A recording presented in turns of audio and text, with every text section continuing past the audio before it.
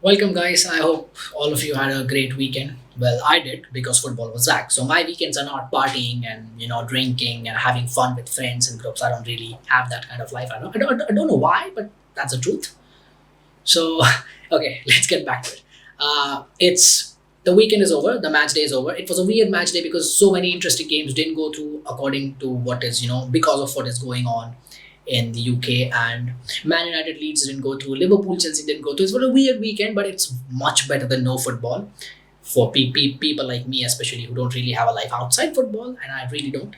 So, before getting into the topic, which is about Arsenal, guys, I just want to say I checked the views analytics about my Haaland video, and majority of my views in that video have come from the people who haven't subscribed, which is a good thing for me because what that tells me is I'm getting a good reach. People are watching my videos who are not my subscribers, but I want them to subscribe, and I want more people subscribing to the channel because I am getting views from a lot of people who are not my subscribers. But I don't know where I'm going wrong in not getting them to subscribing to my channel because of course I don't have these great VFX effects and animations on my channel, but what I have is I have great attention to details. I have analysis. I have data with context. I'm not that kind of bantering person who just want to banter all the time. I'm not a fan of any club. I don't really hate any club. So my what I do is it's really unbiased analysis a lot of the time. And if I'm going wrong somewhere, guys, I want you to get in touch with me and I want you to subscribe. I'm really hoping to get a lot of more subscribers by World Cup so that we can actually do something big at that time. But of course, that's a different story. That's down to me making better content and speaking things that people think is right, and also I think is right, so that I get subscribers. So let's get into the video. Arsenal winning 3-0 against Brentford, going into the international break, 1 point above Man City, leading the table. That is brilliant. I mean, seeing where they're coming from, it's not too bad. And a lot of people are saying, okay, they have only beaten the easier team. As soon as they faced United, they lost. I agree with you. But in that game, if you look at the details of it, they played well. For most of the game, they were brilliant. They actually put United on the back foot. They harassed them. They got in behind. Okay, there was not a clear-cut chance, but they were very close to getting that second goal when they scored that first goal. But I'm sorry, just they were very, as I said, they were very close to getting the second goal when they scored that first goal. But United, of course, just two crazy counterattacks, and I don't know what the defense was really doing there. But apart from that, and in that game as well, they were very good, Arsenal. And apart from that, they have been very good. Now, the one thing I'll say about Arsenal is today's performance is an example of that, and a lot of performance this season are an example of that. Which a word I don't really associate with Arsenal over the years, but now they're getting to that state. These are professional performances. Maybe they're not on their best. Maybe they're not, free flowing, which they are actually. But what they are is they're getting the job done. They know, they're confident, they know their strengths, they know their weaknesses, they know where they're good at. They know, the players know what they're doing. The manager knows what he's gonna get from the players. The players know what they are gonna be asked by the manager. And they look professional, they look solid. They look to go in the right direction. And what I see with Arsenal is a team that is very focused, a team that knows what to do, the team that has been together for a long time with the manager. The recruitment has been top drawer as well, and they are doing really well. Going into the international break, leading Manchester City, who apparently are looking the greatest team of all time and have the greatest player of all time in Erling Haaland, who's been brilliant, they're still 1 point above that Man City side. And Man City themselves, have they faced any big team? I'm sorry if I'm getting it wrong, but I'll just check it in a minute.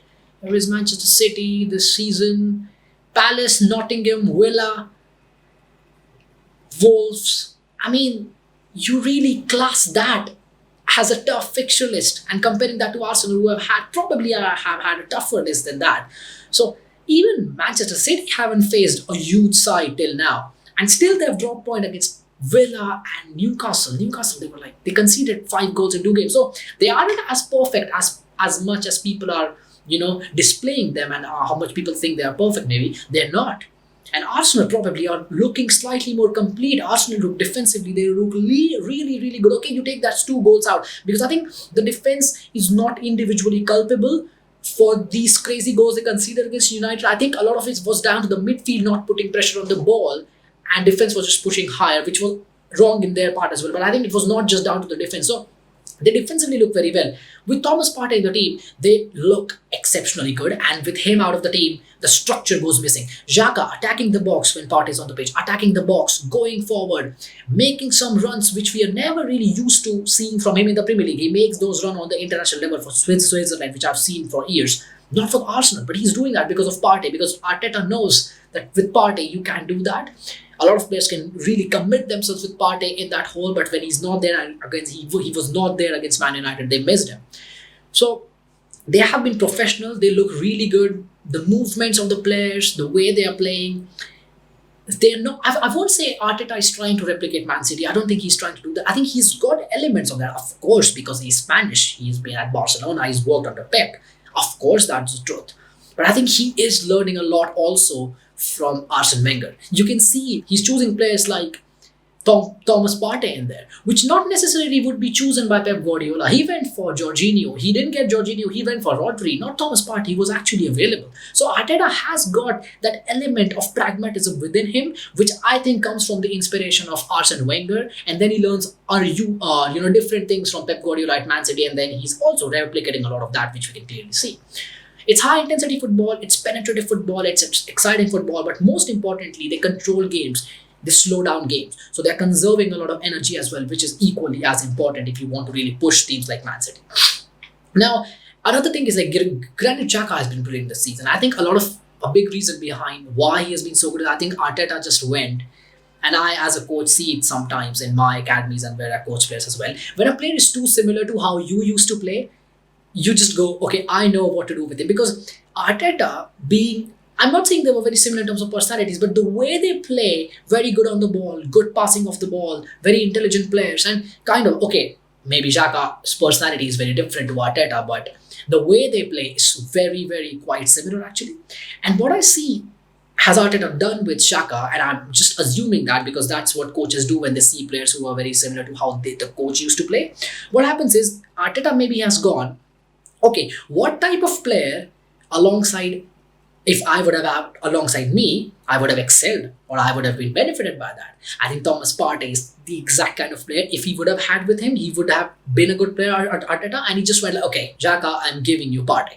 So what happens is, of course, this is not as simple as that. A lot of data goes into it, a lot of statistics go into it. But I think there was an element of this as well. Believe me, there must have been an element of this kind of thinking by Mikel Arteta in choosing Partey to come to Arsenal and accordingly getting the best out of Xhaka, who was struggling for a long time at Arsenal to find his position. People were comparing to Jorginho. I never did. I think he's a good player. I think he's levels above Jorginho. It's a great passer of the ball, and I think now we are seeing how good he actually can be. And he's that kind of player. He likes to get in the box. If you look at him when he plays for Switzerland, he's a completely different player. He's given the freedom. And again, I'm not that kind of coach who just gives players freedom. People used to say that with Paul Pogba. Give Pogba freedom. Hey, what is freedom, man? You're playing in a midfield at the highest level. Freedom is important, but being responsible and taking responsibility is equally or much more important than just freedom. I think what Arteta has done with Xhaka is he has been very specific to him and told him, this is specifically your responsibility. Apart from this, you have freedom. I give you the freedom to, make you the runs you want to do, to use your creativity, but at the same time be responsible. And that is excellent football management. That is excellent coaching and man management, to be specific in that. So they look really good. I think what people are doing with Arsenal here is, are they title challengers? Do I think are they capable of winning the league? Yes. But will they win the league is another question. Not because I don't think they're not capable of it. And now I want really to explain this point, where this video might go on for a bit too long because I cannot really see the number of minutes in there. But I want to make a point. So what happens is, guys, if you remember that great Real Madrid team, which won 3 Champions Leagues in a row, they only won once the La Liga in that time. So what that shows is when you prioritize one competition, you have to sacrifice elements of other competition. And I think that's what could happen with Arsenal. Because in that Europa League, I don't see one team as good as them. Maybe Man United, Roma have Jose Mourinho, who is a specialist in these kind of competitions, so they can do it. But I don't see a team more together. I don't see a team more well-read. I don't see a team as good as them collectively in that competition. And I think once they get to March and April, in the latter stages of the Europa League, they will face teams like Real Betis. They could face Roma. They could face Sociedad. They could face United even. So it's at that time things will get serious, and Arteta will be like, well, guys, I'm not saying scrape the league, but focus more on that. Rotating players, playing second choice players in position won't be possible at that stage, because I think if you ask me, would I rather finish in the top four and lose Europa League and make Champions League, or do I win the Europa League, finish fifth or sixth and make the Champions League? I think the choice is pretty clear, guys. I think the choice is pretty fucking clear in here. I don't need to explain what I'm saying. If you don't get this, there's something very much wrong with you.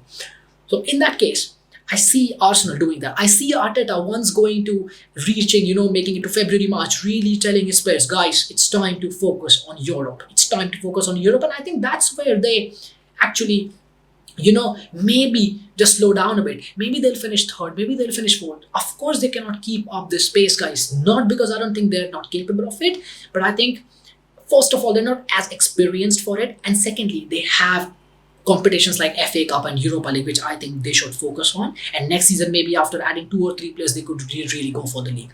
So you need to add context. And that's what I do well. What I'm doing is I'm adding context. Of course, if they don't, they're not in the title race by March, people will go like, that's what he told you. Arteta is bottle job. Arteta is rubbish. No. Context. Why is he struggling in the league? Yeah, if at that time he's struggling in the league and he's out of the Europa League, there are serious questions to be asked. And maybe he should be replaced in the summer if that is the case. But if they're doing well in the Europe, they are right now the favourites to win it. If they are in the semi-finals and he is resting his place in the Premier League, prioritizing maybe the title challenge, which they're not really, they're not really in the title challenge. But what people are telling me is they're not capable to win it. I'm like, no, they are capable to win it, but it's about choices. And I think because they're very unlikely, not incapable, unlikely to win the league, they might focus more on the Europa League, which gives you a European trophy, which secures you Champions League football. It gives the players a winning mentality when you win a trophy of that stature, which has teams like Man United, Roma, Betis, Sociedad in it. It means something.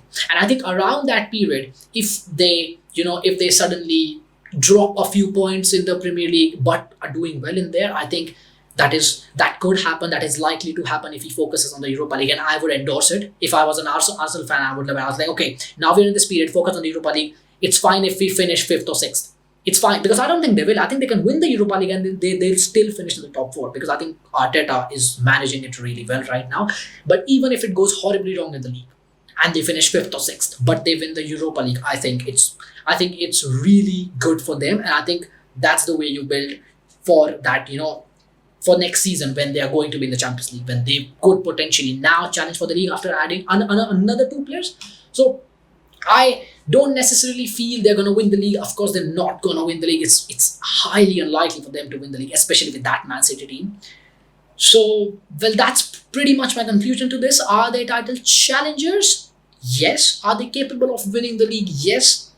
Why won't they win the league is not because they're not capable of it, in my opinion. It's because they have a bigger trophy, a more likely trophy that they could win to prioritize. And that's why I gave the Real Madrid example. I'm not saying this team is as good as that Real Madrid team, but because that Real Madrid team, if you remember, was very limited in the midfield. Kroos, Casemiro, Modric. Apart from that midfield was so good that if one of them was out, they used to look really poor. Because Kovacic was gone, Isco was not really good in these deep positions. So what Zidane used to do, just rest them in the league competitions, focus on the Champions League. They won 3 Champions League in a row.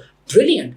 But that shows you that if you prioritize something, you have to sacrifice something, because if you don't have a squad depth and so much money to spend, like Pep Guardiola, who still fails after that much money, and has a different conversation. So that's it for this. Tell me what you think about this Arsenal side, because I think Arteta is doing an excellent job. So that's it. Thanks for watching.